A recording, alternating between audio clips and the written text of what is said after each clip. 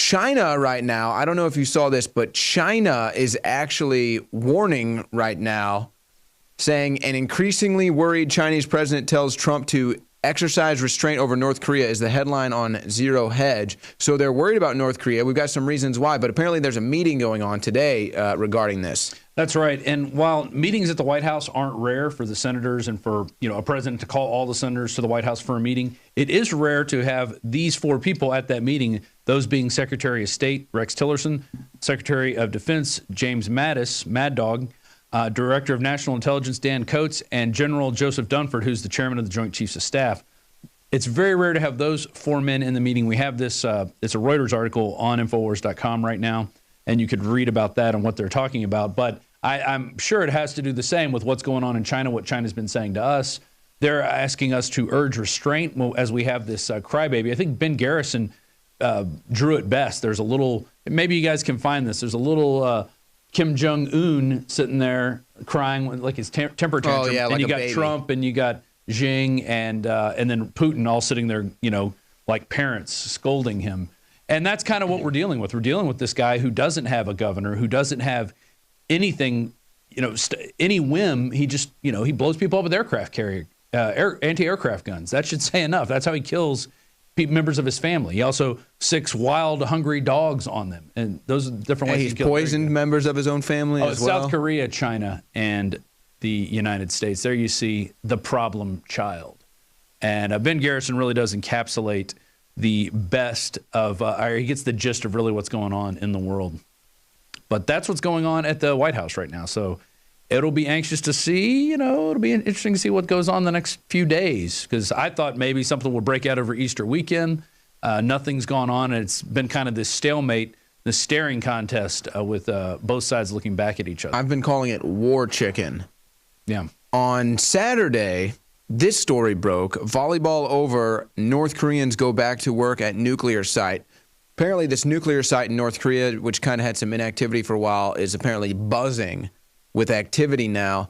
And that might have something to do with the president of China's message and this meeting today. Maybe North Korea really is, some people are theorizing that Kim Jong-un is basically freaking out right now. He feels like it's a last desperation chance for him, possibly. And that might be why China is saying this meeting is going on, this increased activity at this nuclear site. It's all very interesting stuff, and I'm just glad. I mean, in Japan right now, I saw a story today that bomb shelters are and selling. Water purifiers. And water purifiers. I wonder why that is. Yeah. Well, they're close to North Korea. They're worried about, stuff contaminating their drinking water. They're worried about being able to survive a nuclear explosion.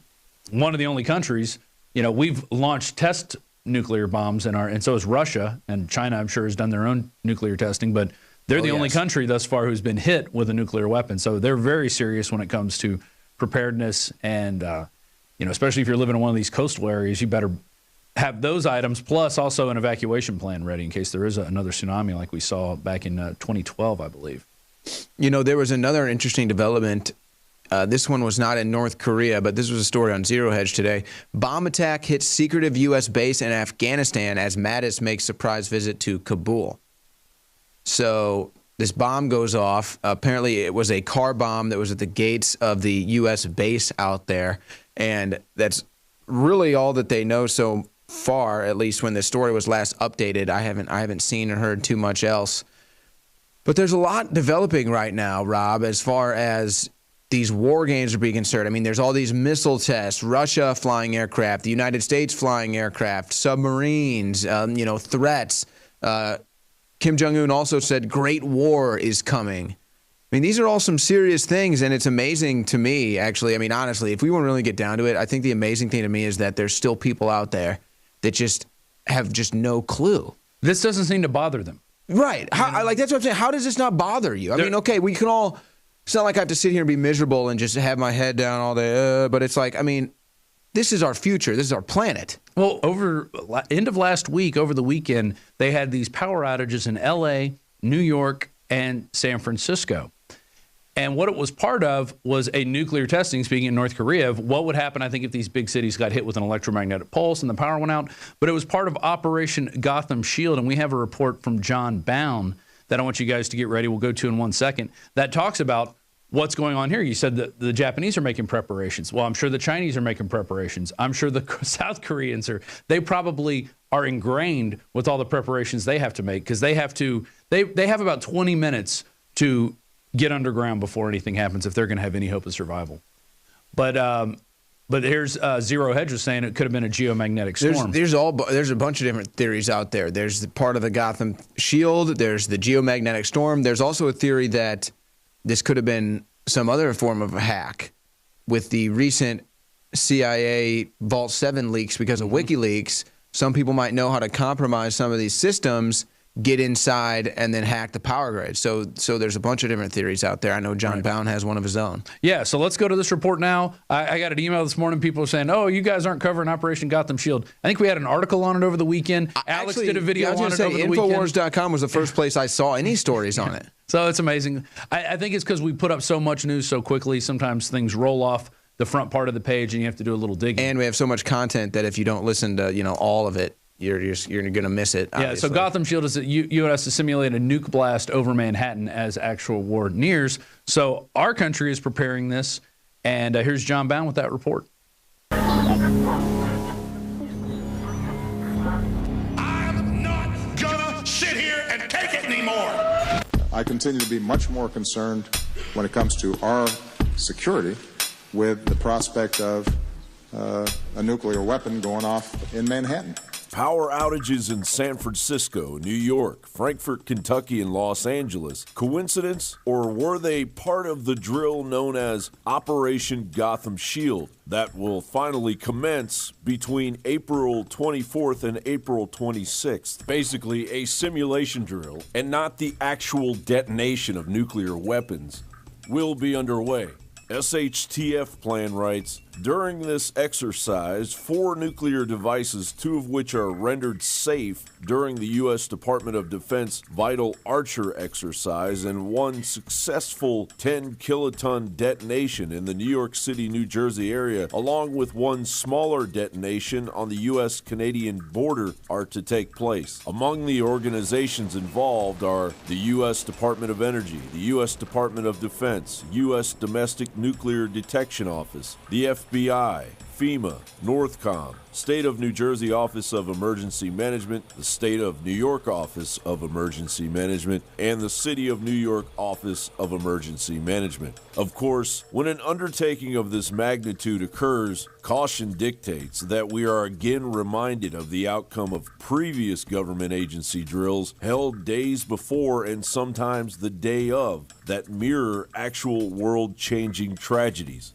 Nobody in our government, at least, and I don't think the prior government that could envision flying airplanes into buildings on such a massive scale. But that turns out not to be true. U.S. military planners did envision and practice those very scenarios. As reported by USA Today, the North American Aerospace Defense Command, NORAD, conducted exercises with fighter jets, simulating hijacked planes flown into the World Trade Center in the 2 years before the attack. You are actually working today on an exercise that envisioned virtually this scenario. Almost precisely. I was up until 2 o'clock this morning because it's our job, my own company, Visor Consultants. We specialize in helping people to get their crisis management response. Witness number 1 approached an ATF agent nearby. He claims he asked the agent what had happened, and witness number 1 says this is what the agent told him. He started getting a little bit nervous. He tried reaching somebody on a 2-way radio. Couldn't get anybody, and I told him I wanted an answer right then. He said they were in debriefing. None of the agents had been in there. They had been tipped by their pagers not to come into work that day. Plain as day out of his mouth. Oklahoma City paramedic Tiffany Bible, who heroically responded just minutes after the blast on April 19, 1995, swore in an affidavit when she arrived, the BATF was in full mop gear, bomb gear that takes at least 30 minutes to put on. When she asked them, oh my goodness, were you guys hurt inside the blast? They said, no, we got tipped off by our pagers not to come in today. It's true. Drills are held all of the time. However, adding to the concern is the occultic nature of Operation Gotham Shield. The term Gotham, an old Anglo-Saxon word meaning goat's town, and a nickname for New York City coined by legendary American writer Washington Irving, and later becoming the realm of Batman, has significant free Masonic influence, linking it to the 33rd degree worship of Baphomet. All are worthy. Now you can say that again. That is Bruce Wayne's grandfather, Mrs. Cooper. His great-grandfather. I understand he was tapped for Skull and Bones. Tapped for it? Sir, he founded Skull and Bones. This ceremony at Ground Zero, preceding the unwelcome construction of the memorial that would be blatantly named the Oculus, could very well be a clear Masonic reference to Aleister Crowley's Thelemic third eon known as the Age of Horus. According to Crowley, Horus is gradually growing from the idealism of 20th century chaos, i.e. communism, fascism, etc., into an age of human enlightenment. Yet, who has adopted this concept of the coming of the Antichrist as their own? None other than the puppet masters of the elite shadow government and their new world order. In my line of work, you got to keep repeating things over and over and over again for the truth to sink in, to kind of catapult the propaganda. John Bound for Infowars.com.